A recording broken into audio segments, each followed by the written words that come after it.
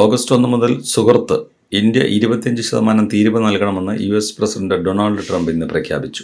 Ukraine റഷ്യയും തമ്മിൽ നടന്നുകൊണ്ടിരിക്കുന്ന യുദ്ധത്തിന്റെ പശ്ചാത്തലത്തിലാണ് തീരുമാനം. റഷ്യയിൽ നിന്ന് എണ്ണയും സൈനിക സഹകരണവും സ്വീകരിക്കുന്നതിനാൽ അധിക നികുതിയും പിഴയും നൽകേണ്ടി വരുമെന്നും ട്രംപ് ചൂണ്ടിക്കാട്ടി. സുഹൃത്തുക്കളാണെങ്കിലും ഇന്ത്യയും USഉം താരതമ്യേന ചെറിയൊരു ഇടപാട് മാത്രമേ നടത്തിയിട്ടുള്ളൂ എന്ന് തന്റെ സ്വന്തം സമൂഹ മാധ്യമമായ ട്രൂത്ത് സോഷ്യലിലെ പോസ്റ്റിൽ ട്രംപ് കുറിച്ചു. ഇന്ത്യ എപ്പോഴും തങ്ങളുടെ സൈനിക ഉപകരണങ്ങളിൽ ഭൂരിഭാഗവും റഷ്യയിൽ നിന്നാണ് വാങ്ങിയിട്ടുള്ളത്. റഷ്യയിൽ നിന്നും ഏറ്റവും വലിയ സൈനിക ഉപകരണങ്ങൾ വാങ്ങുന്ന രാജ്യങ്ങളിൽ ചൈനയോടൊപ്പമാണ് ഇന്ത്യ. എല്ലാവരും റഷ്യ ഉക്രൈനിലെ കൊലപാതകങ്ങൾ നിർത്തണമെന്ന് ആഗ്രഹിക്കുന്ന ഒരു സമയത്ത് എല്ലാം നല്ലതല്ല. അതിനാൽ ഇന്ത്യക്ക് ഓഗസ്റ്റ് 1 മുതൽ 25% താരിഫ് ചുമത്തുന്നു എന്നാണ് ട്രംപിന്റെ പ്രഖ്യാപനം.